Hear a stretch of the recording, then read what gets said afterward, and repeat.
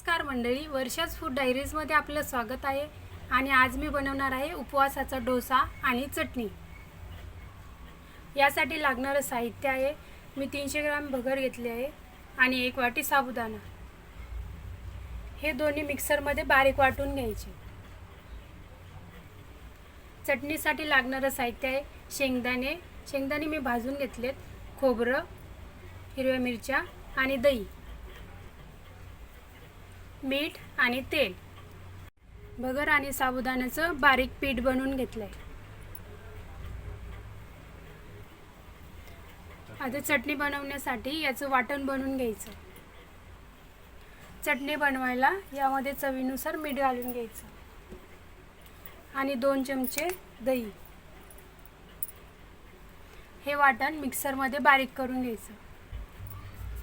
हे पहा, तयार आहे आपली डोशाची चटणी। आता आपण डोशाची तयारी करू। यासाठी या पिठामध्ये चवीनुसार मीठ घालून घ्यायचं। यामध्ये पाणी घालून डोशाचं बेटर बनवून घ्यायचं आहे।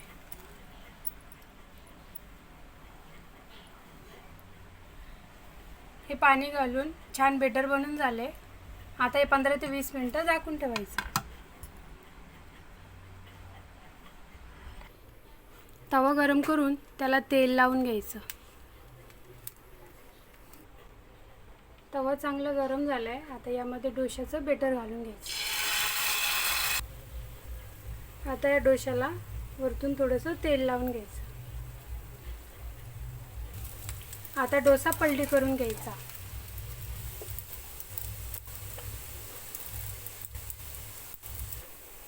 डोशाची दुसरी बाजू पण शेकून घ्यायची, स्लो गॅस करून।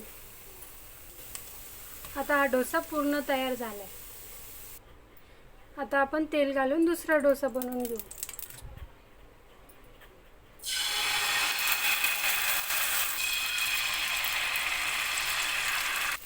डोशाला वरतून तेल लावून घ्यायचं। आता आपण हा डोसा पलटी करून घ्यायचा।